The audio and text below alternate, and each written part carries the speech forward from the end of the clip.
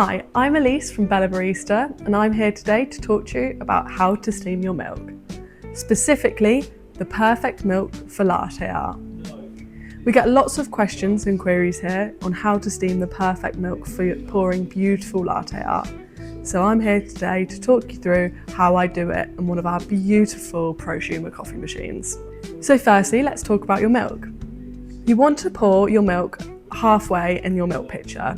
So use the bottom of the spout as an indication. So you want to be pouring it just to the bottom so you know you've got the right volume of milk for the size of the milk pitcher.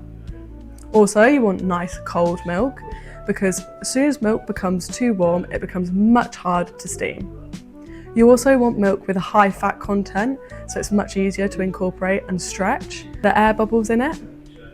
Or if you use milk alternatives, look for the ones in the supermarket that say barista milk on them, as it's much easier to steam on these machines.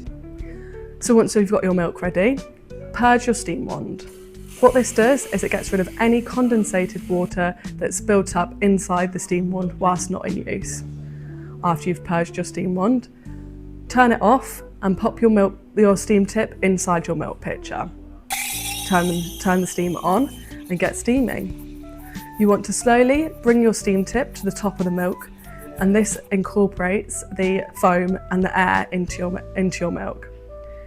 You want to try and achieve a tearing paper sound or a chirping noise.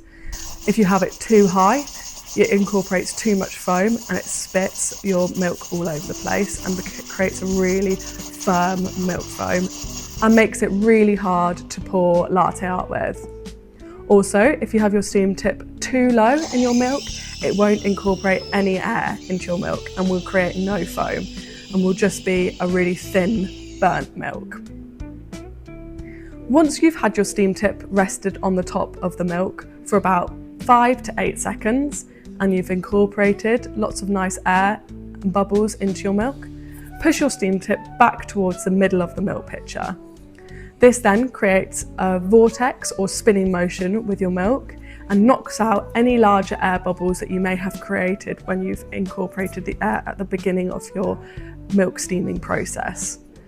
Then keep your hand at the bottom of the milk pitcher, or you can use a thermometer or a temperature tag. This is your guide for the temperature of your milk. As soon as it's too hot to handle, count for 3 seconds and turn your milk steamer off. Then give your milk pitcher a nice tap on the surface to knock out any more large air bubbles, a nice spinning motion which keeps incorporating the milk foam in with the other milk, and then pour your beautiful latte art. Let me touch upon some helpful tips and tricks that you might find will make it a little bit easier to steam your milk at home. So, angling your milk pitcher might make it easier to create that nice vortex or spinning motion with your milk, which allows you to knock out any larger air bubbles. Equally so, pushing your milk pitcher to the side of your steam wand may also help you to create that spinning motion. Pushing it to the side of the milk pitcher will make it spin faster, and pulling it back towards the middle will make it spin slower. So if you keep moving it, you might find it easier to control how you steam your milk. There are lots of videos out there talking about how to steam milk at home. Some might contradict others. So remember, it's all about personal preference, and practice makes perfect. We hope you've enjoyed this video, and if you have any questions on how to steam your milk at home, pop them in the comments below. Don't forget to like and subscribe, and we'll see you next week.